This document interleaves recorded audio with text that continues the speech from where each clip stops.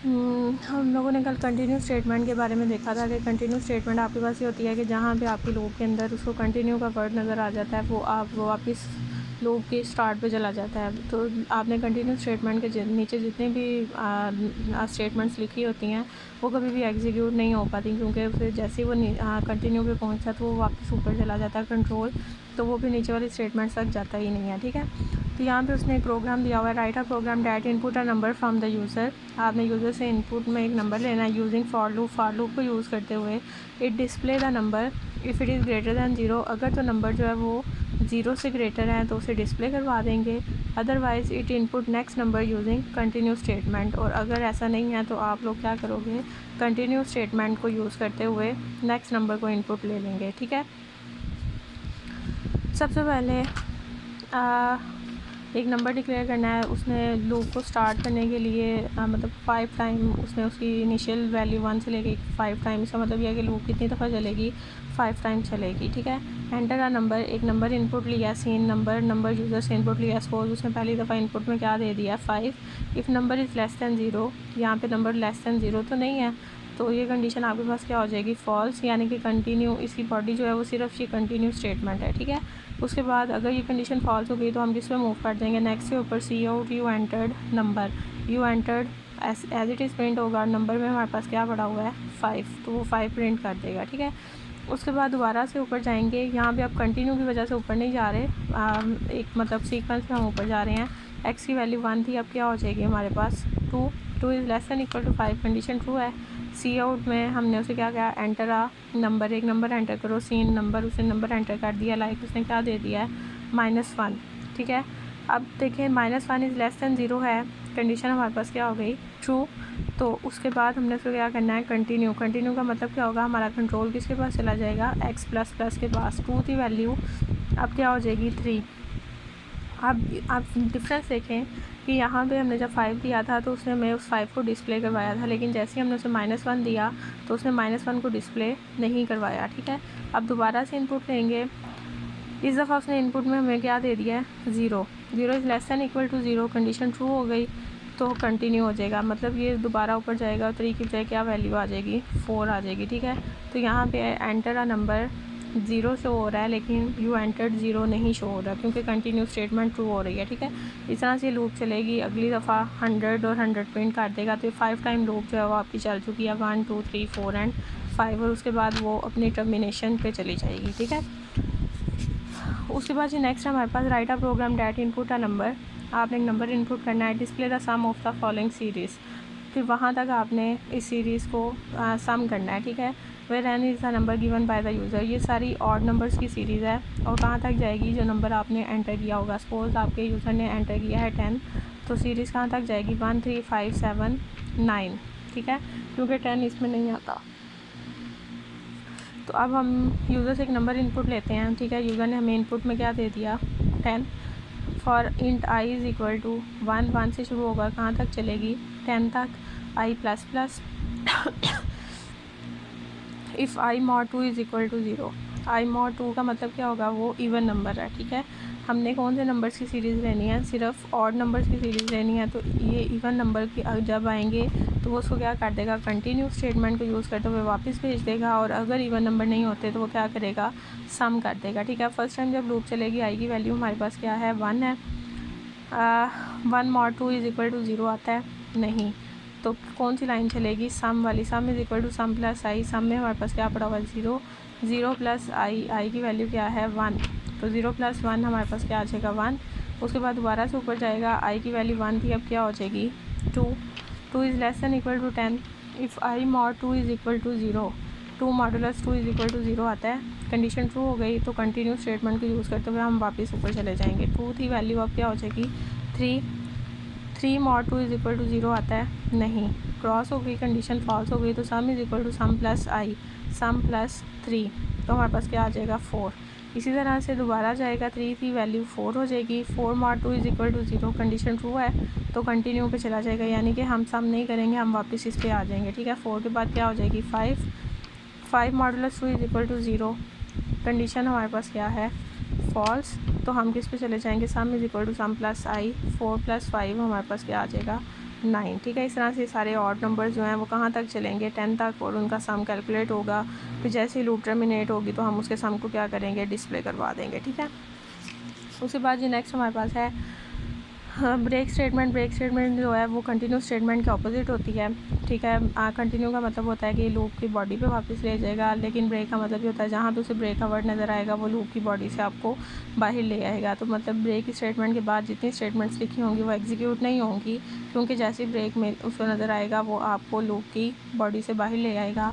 तो इसलिए हमारे पास ब्रेक स्टेटमेंट जो है अपोजिट काम करती है कंटिन्यू स्टेटमेंट के।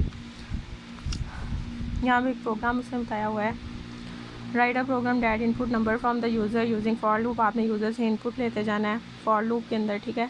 If the number is greater than 0, अगर तो नंबर 0 से greater display and the next number is input, तो आपने उस नंबर को डिस्प्ले करवाना है और अगला नंबर इनपुट लेना है। The program exit the loop if the number is 0 और नेगेटिव। ये कंटिन्यू स्टेटमेंट वाला ही क्वेश्चन है, लेकिन डिफरेंस क्या है कि यहाँ पे जैसे ही उसको ब्रेक मिलेगा तो आप लोग क्या करोगे, उस लूप से एग्ज़िट हो जाओगे। इफ़ नंबर इज़ 0 और नेगेटिव, अगर नंबर 0 है या नेगेटिव है तो फिर आप लोग क्या करोगे, उस लूप से एग्ज़िट हो जाओगे, ठीक है। सेम वही स्टेटमेंट्स आएंगी, सिंपली जहाँ पे हमने कंटिन्यू लिखा था वहाँ पे हम क्या लिख देंगे, ब्रेक लिख देंगे, ठीक है। x is equal to 1, x is less than equal to 5 और x plus plus 5 time loop चलेगी। हम यूज़र से कहेंगे कि एक नंबर एंटर करो, सीन नंबर, यूज़र ने हमें एक नंबर दे दिया सपोज 5। इफ़ number is less than 0, condition हमारे पास फॉल्स हो गई, ये नहीं चलेगा, तो सिंपली वैल्यू जो है वो प्रिंट हो जाएगी यू एंटर्ड 5, ठीक है। उसके बाद नेक्स्ट टाइम जब लूप चलेगी हम फिर एक नंबर इनपुट करेंगे, इस बार उसने 10 इनपुट कर दिया, 10 is less than equal to 0, condition हमारे पास फॉल्स हो गई। सी आउट में हम लोग क्या डिस्प्ले करवाएंगे, यू एंटर्ड नंबर, नंबर क्या है हमारे पास 10, ठीक है। उसके बाद दोबारा से इनपुट ली जाएगी, इस दफ़ा उसने हमें क्या दे दिया, -5, -5 is less than 0, condition true हुई तो क्या उसको नज़र आ गया, ब्रेक। ब्रेक का मतलब क्या है कि हम कहाँ पे आ जाएंगे, इस लूप की बॉडी से बाहर आ जाएंगे, ठीक है। तो ब्रेक का मतलब है कि हम बाहर आ गए, तो अब हमारा प्रोग्राम क्या हो जाएगा, एंड हो जाएगा। तो यहाँ पे देखें एंटर आ नंबर, -5 जैसे ही किया उसके नीचे कुछ भी नहीं है, क्योंकि हम लोग लूप की बॉडी से बाहर आ गए हुए हैं। उसके बाद ये नेक्स्ट हमारे पास write a program that input 2 numbers, 2 numbers input लेने and display the greatest common divisor of both the numbers, ठीक है। दोनों नंबर्स का ग्रेटेस्ट कॉमन डिवाइज़र जो है वो फाइंड आउट करना है, ठीक है। लाइक हमारे पास 18 और 27 दो नंबर्स हैं। 18 किस किस टेबल में आता है, 2 के टेबल में, 3 के टेबल में, फिर 6 के टेबल में और फिर 9 के टेबल में, ठीक है। अब 27 देखा जाए 3 के टेबल में, 9 के टेबल में और 27 के टेबल में, ठीक है। तो अब ये जो हैं इनमें से कॉमन क्या क्या बनते हैं, 3 और 9, ठीक है। ये कॉमन है, लेकिन इन दोनों में से बड़ा कौन सा है, 9। तो हम लोगों ने क्या फाइंड आउट करना है, ग्रेटेस्ट कॉमन डिवाइज़र, ठीक है। कॉमन डिवाइज़र भी हो और ग्रेटेस्ट भी हो, तो 9 हमारे पास क्या है, ग्रेटेस्ट कॉमन डिवाइज़र है, ठीक है। आपने 2 नंबर यूज़र से इनपुट लेने हैं और उसमें से ग्रेटेस्ट कॉमन डिवाइज़र को फाइंड आउट करना है, ठीक है। एंटर द फर्स्ट नंबर, हमने यूज़र से कहा एक नंबर एंटर करो, सीन N1, उसने नंबर 1 एंटर कर दिया। एंटर द सेकेंड नंबर, उसने सेकेंड नंबर एंटर कर दिया, ठीक है। D is equal to N1 is less than N2, and N1 में क्या पड़ा हुआ है हमारे पास, 18, 18 इज़ लेस दैन 27, कंडीशन हमारे पास क्या हो गई, ट्रू। अगर कंडीशन ट्रू होती है तो D को हमने कौन सी वैल्यू असाइन करनी है, जो N1 की है, तो D में हमारे पास क्या आ जाएगा, 18, ठीक है। लेकिन अगर कंडीशन फॉल्स हो जाती है तो फिर हमने किसकी वैल्यू देनी है, N2 की। अभी फ़िलहाल D में हमारे पास क्या आ गया, 18 आ गया, ठीक है। अब आगे उसने क्या लिखा हुआ है, D इनिशियलाइज़ हो गया हुआ है, D में क्या पड़ा हुआ है, 18, और कब तक चलेगा, जब तक D की वैल्यू में हमारे पास 1 नहीं आ जाता, ठीक है। और D के अंदर हमने क्या करते जाना है, डिक्रीमेंट, क्योंकि हम मल्टी लूप चला रहे हैं। 18 से लेके हमने कहाँ तक जाना है, 1 तक, और साथ साथ डिक्रीमेंट करते जाना है, ठीक है। अब यहाँ पे सबसे पहले जब D चलेगा तो 18 है उसका आंसर, ठीक है। कंडीशन क्या है, if N1 modulus D is equal to 0, N1 में क्या पड़ा हुआ है, 18, 18 मॉडुलस D, D में भी 18 पड़ा है, 18 मॉडुलस 18 हमारे पास क्या आता है,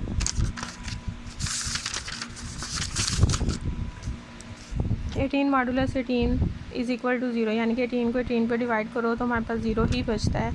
ये कंडीशन ट्रू हो गई है। सेकंड कंडीशन क्या है, N2 modulus D is equal to 0 and 2 में क्या पड़ा हुआ है 27 अगर 18 के टेबल में आता है तो यहाँ फिर ही 0 आएगा, तो ये कंडीशन हमारे पास क्या हो जाएगी, फॉल्स। ठीक है, जैसे ही ये कंडीशन फॉल्स हुई, इनके दरमियान में एंड ऑपरेटर यूज़ हुआ है, तो ये हमारी पूरी कंडीशन क्या हो जाएगी, फॉल्स हो जाएगी। ठीक है, उसके बाद हम ये जो इनर फॉर लूप है ना, इसकी बॉडी सिर्फ ये इफ़ है, फिर इफ़ की बॉडी हमारे पास ये अगली स्टेटमेंट है। ठीक है, तो अभी तक ये जब कंडीशन फॉल्स हो गई है तो हमारे पास ये नहीं चलेगा। ठीक है,